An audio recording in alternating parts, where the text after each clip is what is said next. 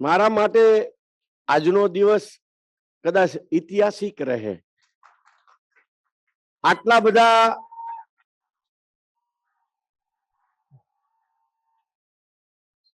એક સરખા બિઝનેસમેન, આટલા ઉત્સાહી, તમને ખબર નથી, તમે મને ઉત્સાહી કરી દીધો.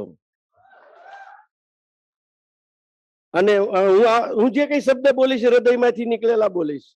હું ઘરેથી નીકળ્યો, અહીંયા પહોંચ્યો અને સ્ટેજ ઉપર મેં જોયું અને અંદરથી જે નીકળે છે ને એ હું બોલીશ. એટલે એવું કાંઈ વિચારતા નહીં, હું તૈયારી પૂરેપૂરી કરીને આવ્યો છું.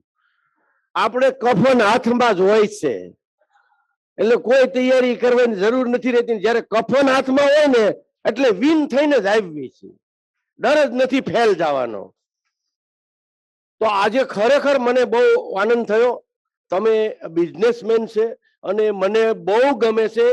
જો હું કંઈક તમને મદદ કરી શકું તો આ રાષ્ટ્રની મોટામાં મોટી સેવા ગણાશે.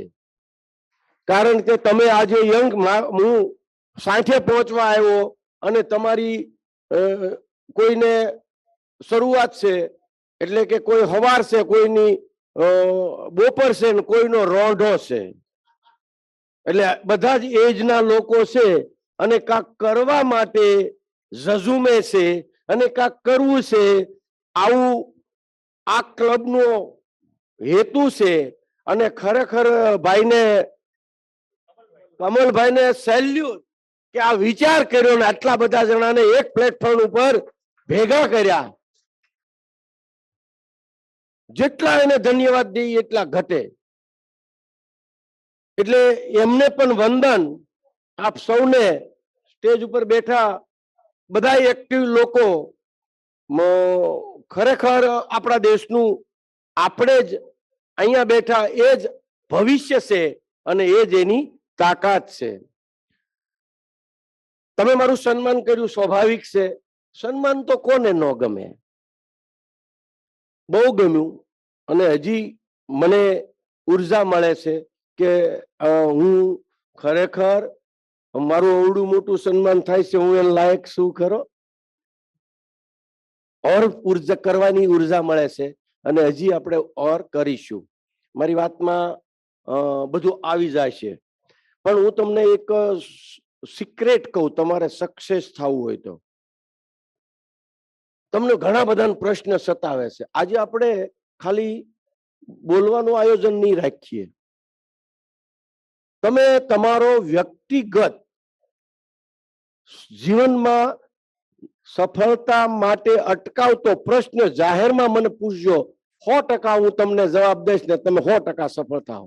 તમે સવાલ ચાલુ મને ઉભો રાખીને પૂછજો, મને ગમશે અને હું તમને સેટિસ્ફાય સાથે અનુભવેલો જવાબ દઈશ, વાંચેલો નહીં, કોઈએ કીધેલો નહીં, પોતાની અંદરથી સર્જન થયેલો જવાબ દઈશ.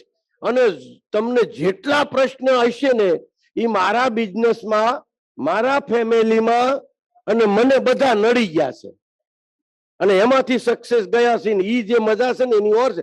એટલે પ્રશ્ન હોય જ અને હોય તો જ સફળતા મળે. એટલે ખુલ્લે આમ આપણો પ્રોબ્લેમ આપણે જાહેર કરતા આવડી ગયો એટલે તમે સફળ થતા તમને કોઈ રોકી નહીં શકે. એટલે તમે, મારું કહેવાનું છે, હું એકલો નહીં, તમે પણ આમાં અર્જુનની ઘોડે ઝઝુમજો કે સવાલ ઉપર સવાલ કરજો, મને ગમશે. તમે એવું નહીં સમજતા કે અવડા મોટા માણસને હું તમારાથી, તમે બધા તો ભણેલ ગણેલ ને હોશિયાર છો. તમારું બધામાંથી ઠોઠમાં આવે છે ને એનથી ઠોઠ હું છું. ભણવામાં કાચો હતો, બોલવામાં કાચો હતો, લખવામાં કાચો અને વાંચવામાં તો હજી કાચો. આ બધા મારા માઇનસ પોઈન્ટ છે, છતાં હું કાંક કરી શક્યો.